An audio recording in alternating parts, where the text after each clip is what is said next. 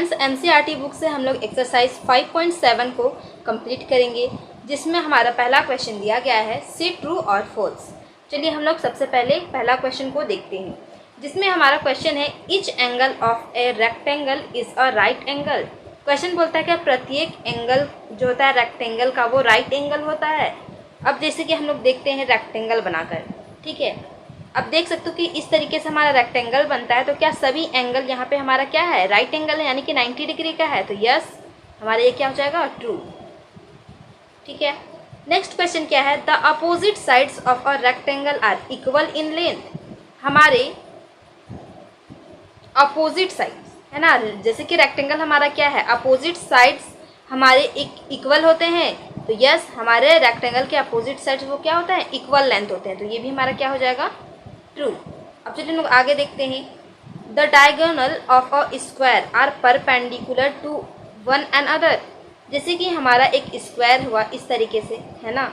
अब डायगोनल बोल रहे हैं हम लोग, यहाँ से डायगोनल ड्रॉ कर लिए। अब क्या बोलता है कि ये जो है परपेंडिकुलर है एक दूसरे पे, है ना।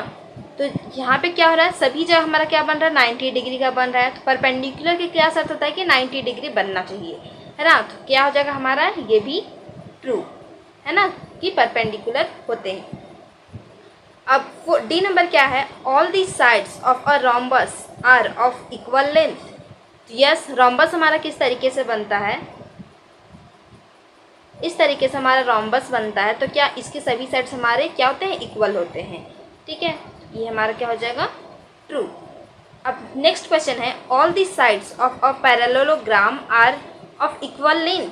पैरेललोग्राम किस तरीके से बनता है, इस तरीके से एक पैरेलल लेते हैं हम लोग, है ना, और इसके बाद हम लोग इस तरीके का मिलाते हैं इसको।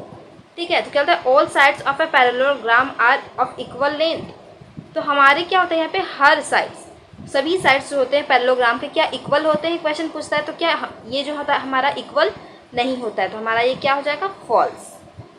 ठीक है। नेक्स्ट क्वेश्चन है, the opposite side of a trapezium are two parallel. हम लोग ट्रेपीजम किस तरीके से बनाते हैं, ये हमारा होता है पैरेलल, जिसमें एक साइड हमारा क्या होता है, पैरेलल होता है। उसके बाद हम लोग इसको इस तरीके से मिला देते हैं, है ना। तो क्या बोलता है कि opposite sides of trapezium are parallel. तो यहाँ पे क्या होता है कि एक साइड तो हमारा पैरेलल होता है, लेकिन ये दोनों क्या पैरेलल है, तो बिल्कुल भी नहीं है। तो ये हमारा क्या हो जाएगा, फॉल्स। ठीक है, तो हमारा क्वेश्चन नंबर 1 हो गया है। अब चलिए हम लोग देखते हैं क्वेश्चन नंबर 2। नंबर 2 दिया गया है, give reason for of the following. हमें यहाँ पे रीजन बताना है ना। क्वेश्चन क्या बोलता है, a square can be thought of as a specific rectangle. Question बोलता है कि क्या एक स्क्वायर को हम लोग सोच सकते हैं कि वो एक यूनिक रेक्टेंगल है ना। तो स्क्वायर के लिए हमारे पास क्या शर्त होता है, स्क्वायर हमारा किस तरीके से बनता है, जिसके हमारा चारों साइड क्या होते हैं, इक्वल होते हैं। और रेक्टेंगल में क्या होता है कि हमारे दोनों अपोजिट साइड्स के इक्वल होते हैं, है ना। तो क्या, अगर रेक्टेंगल के सभी साइड्स इक्वल हो जाते हैं तो हमारा वो क्या हो जाएगा, स्क्वायर हो जाएगा। तो हम लोग इसको किस तरीके से लिख लेंगे, a rectangle with all sides equal become a square.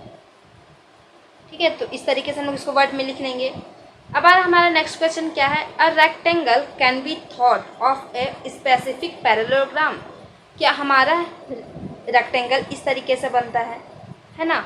और पैरेललोग्राम किस तरीके से बनता है, इस तरीके से हमारा दो पैरेलल होता है, और इस तरीके से हमारा क्या होता है, ये पैरेललोग्राम होता है।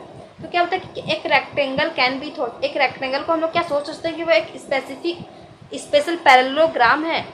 तो हम लोग कब सोच सकते हैं कि अगर हमारा सभी पैरेललोग्राम के सभी एंगल जो होते हैं अगर वो राइट एंगल होता है, तो क्या हो जाएगा, वो रेक्टेंगल बन जाएगा। ठीक है, तो हम लोग इसको वर्ड में किस तरीके से लिखेंगे, अ पैरेललोग्राम विथ इच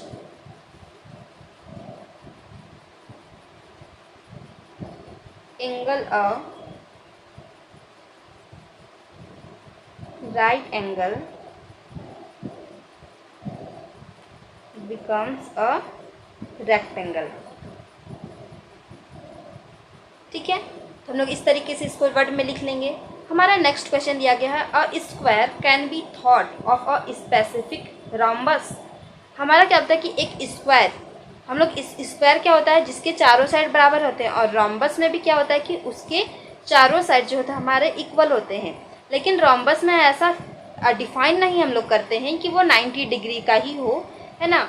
अगर हम लोग रोम्बस में अगर वो हम लोग डिफाइन कर दे कि हर एंगल जो है वो 90 डिग्री का है, तो क्या हो जाएगा, वो हमारा एक तरीके से स्क्वायर बन जाएगा। ठीक है, तो इसको हम लोग वर्ड में लिखेंगे, अ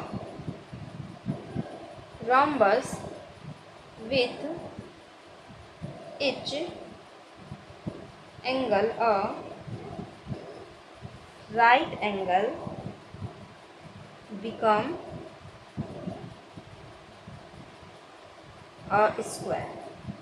ठीक है, अब नेक्स्ट क्वेश्चन क्या है हमारा, स्क्वायर, रेक्टेंगल, पैरेललोग्राम और आर क्वाड्रिलेटरल्स। अब हमारा क्वाड्रिलेटरल्स कब हो जाता है, स्क्वायर में भी हम लोग जानते हैं कि 4 साइड्स होते हैं, रेक्टेंगल में भी, पैरेललोग्राम में भी। अगर सभी के 4 साइड्स होते हैं तो वो क्या हमारे क्वाड्रिलेटरल्स होंगे, है ना। तो ऑब्वियसली ये क्वाड्रिलेटर होगा, तो हम लोग इसको किस तरीके से लिखेंगे, all this are 4 sided polygon. ये 4 साइडेड पॉलीगन से बनता है, मेड ऑफ लाइन सेगमेंट। ठीक है, अब नेक्स्ट क्वेश्चन क्या है, square is also a parallelogram. क्या स्क्वायर जो है हमारा पैरेललोग्राम ही होता है ना। तो स्क्वायर में हमारा क्या होता है कि 4 साइड हमारा इक्वल होता है और वो 90 डिग्री का होता है, और पैरेललोग्राम में भी हमारा 4 साइड ही होता है ना। तो इसको हम लोग वर्ड में किस तरीके से लिखेंगे, the opposite side of a square are parallel, so it is a parallelogram. अगर स्क्वायर का हमारा अपोजिट साइड अगर पैरेलल होता है तो वो क्या होगा, हमारा पैरेललोग्राम ही कहलाएगा। ठीक है, अब इस तरीके से हमारा क्वेश्चन नंबर 2 भी कंप्लीट हो गया है। अब चलिए हम लोग देखते हैं क्वेश्चन नंबर 3। हमारा क्वेश्चन नंबर 3 दिया गया है, a figure is said to be a regular if its sides are equal in length and angles are equal in measure, can you identify the regular quadrilaterals। Question था कि एक figure है हमारा जिसमें regular sides होते हैं, जिसमें जो क्या है हमारे सभी साइड्स होते हैं वो इक्वल होते हैं। तो हमारे कौन कौन से ऐसे क्वाड्रिलेटरल्स हैं जिसके चारों साइड्स इक्वल होते हैं। तो हमारा क्या था, एक है स्क्वायर का, है ना, जो हमारे इस तरीके से बनता है, चारों साइड जिसमें इक्वल होता है, और एक बनता है हमारा रोम्बस का। ठीक है, जो जिसके भी हमारे क्या होते हैं, चारों साइड हमारे इक्वल होते हैं। अगर हम लोग इसको मेज़र करते हैं तो भी हमारा वो क्या होता है कि सेम आता है। ठीक है, लेकिन रोम्बस में हमारा इस तरीके से नहीं होता है कि हम लोग यहाँ पे कोई भी डिफाइन नहीं किया जाता है कि यहाँ पे 90 डिग्री हो या इस तरीके से। तो स्क्वायर हमारा क्या हो जाएगा, रेगुलर क्वाड्रिलेटरल्स। तो इसको लिखेंगे, अ square is a regular quadrilaterals।